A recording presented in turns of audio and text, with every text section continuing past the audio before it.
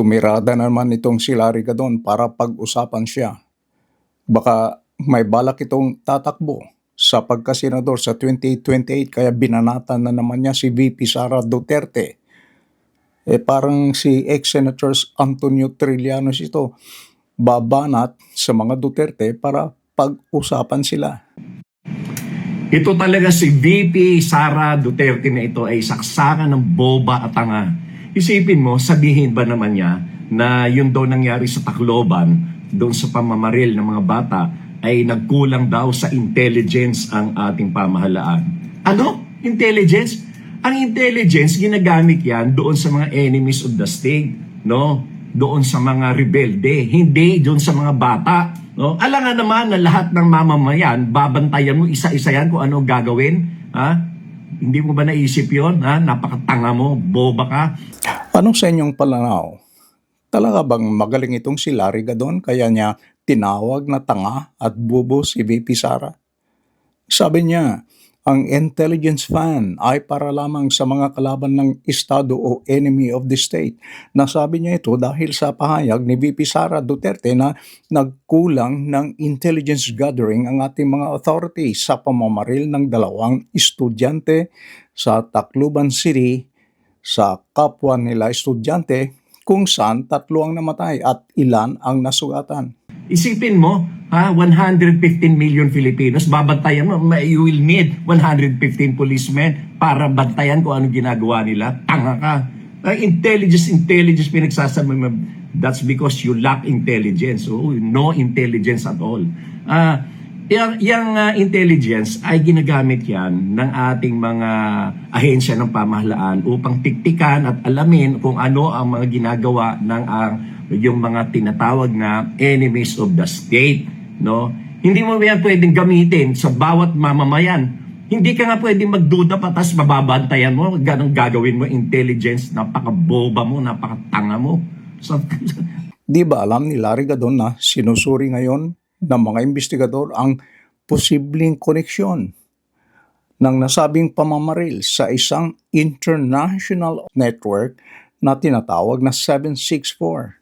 Na itong 764 ay classify o tinagurian ng FBI bilang isang national security at public safety threat. Kaya may punto ang pahayag ni Vice President Sara Duterte na may pagkukulang ng intelligence gathering ang mga kinaukulang authority. Kaya tila si Larry Gadon pa ang lumalabas na tanga at bobo. Sinasabi mo, itong nangyari dyan sa EDSA, yung rally, dahil ito sa pruweba yan ng non-governance or hindi magandang pamamalakad ng administrasyon. Saksakan ka ng boba at tanga. Yung rally-rally na yan sa EDSA ay ginagawa upang harangin ang pagkakaso sa mga magnanakaw sa gobyerno. Hindi yan dahil na reklamo ng mamamayan. Tumingin ka sa paligid mo, may nagrereklamo ba? May nagrarally ba ng mga group of farmers, ng mga IP, ng mga urban poor? Wala! Sapagkat satisfied sila doon sa mga programa ng pamahalaan. Ang nagrarally na yan, kinakampihan lang nila magnanakaw. Hindi ako sumasang-ayon sa sinabing mga magnanakaw ang kinakampihan ng mga kasali sa kilos protesta. Sino ba yung mga magnanakaw? Di ba sila di umano ay mga kalyado mismo ng administration at ni dating Speaker Martin Romualdez at Saldico? Di ba yung mga nag-expose ng kanila mga di umano'y ginagawang anomalya at illegal nilang gawain? Sila pa ngayon ang iniipit.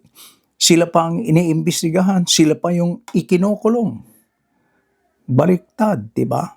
Kaya nga huling-huli na tayo dito sa kagalingan ng kaisipan ng mga kabataan ay dahil kasi nagkulang ang DepEd noong panahon mo lalo, no?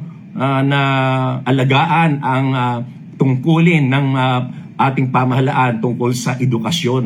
Malaki ang pagkukulang sapagkat ikaw ay bobo at tanga. Saksakan ka ng tanga, Sara. para magsalita ka ng ganyan. Hindi mo nakikita yung nasa paligid mo. Napakaganda ng pamamahala ni Pangulong BBM. Ikaw ang walang kakwenta-kwenta. Kaya dapat ikaw mag-resign dahil wala kang kakwenta-kwenta. Bukod sa boba ka na, tanga ka pa, hindi ka pa marunong magsalita, mali-mali ka pa mag-English, mali-mali pa yung mga sinasabi mo. Naku, dapat ka talagang malaking pagsisisi na kung bakit ka kinuha namin doon sa Uniteam. Malaking pagsisisi. Mr. Gadon, ikaw ang Presidential Advisor for Poverty Alleviation. Almost 5 million pesos kada taon ang ipinapasweldo sa iyo ng taong bayan.